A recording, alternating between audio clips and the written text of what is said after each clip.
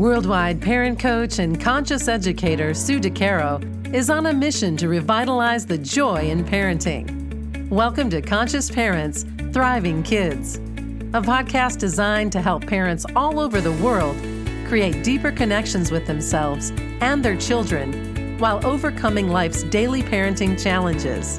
Listen in if you want to bring more laughter, love, and enjoyment to your home life. Welcome to Conscious Parents, Thriving Kids, a place for all things parenting. I am your host, Sue DeCaro. Today I want to talk about the law of attraction. When we want to attract something in our lives, it is crucial that we put our attention on exactly what we want. I think this is such an important concept for parents. What do you want to attract in your life? What do you wish for more of in your life as you raise these beautiful spirits along your parenting journey? I find the law of attraction does work, both from a positive aspect as well as a negative one. So, for example, in my life, I am focused on seeing the positive in things, learning from the opportunities that are presented to me, and internalizing the feeling of abundance daily. You might wonder what that looks like. Well, here is how it plays out in my life. I do my very best not to take others' actions, reactions, and comments to heart personally.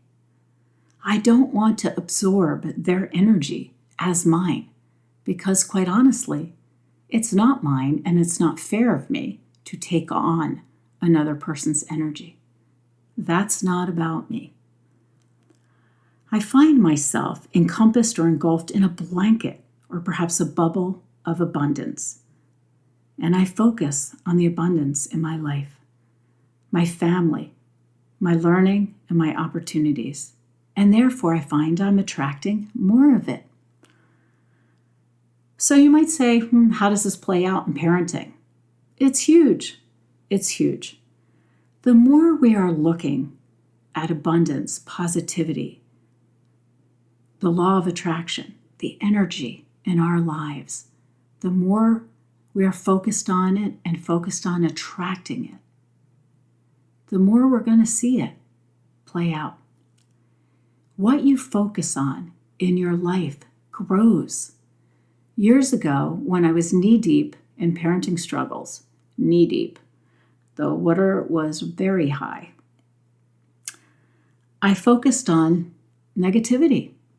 I focused on what shoe was going to drop next. What was I going to see next?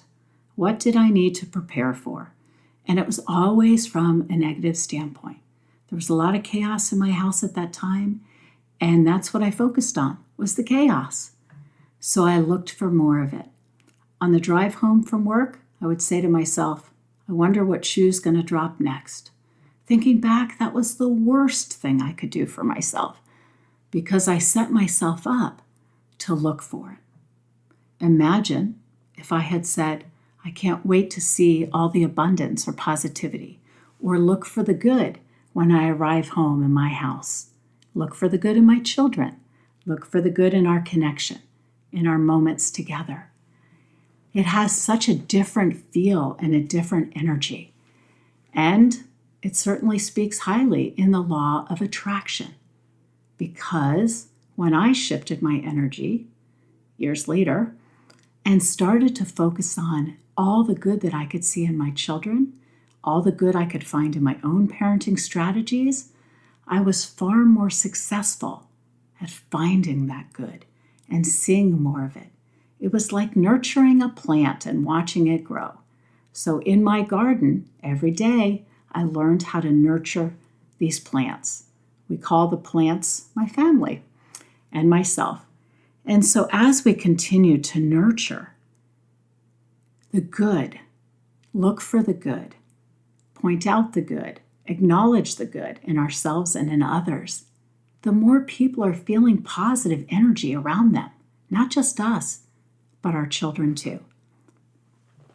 When we're pointing out the things that our children don't do well, or what they didn't do, or what they forgot to do, or we become naggers.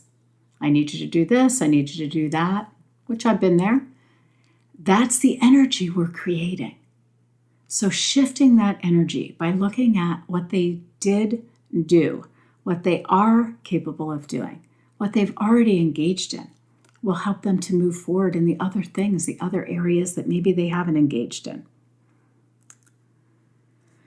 So I wanted to share a brief story with you. The last time I had to board an airplane, which is something I actually do not enjoy, is flying. It brings me a lot of fear. I entered the plane focused on how lucky I am that I have the opportunity to actually fly to my destination on that particular day.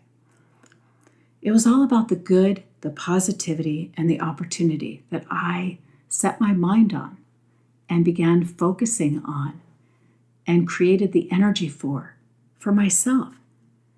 This shift in my mindset helped me tremendously to not feel the discomfort inside, the sweaty palms that I usually get, the ache, the tension in my body, just from the abundance of energy that I brought to myself through my own practices, through my own mindset.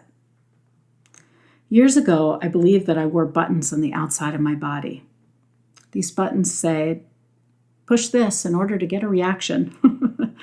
Our children are really clever at finding these buttons and knowing when to push them. Back then, prior to my many years of transformational work, I would become unraveled, again focused on the negative. Perhaps you know this feeling.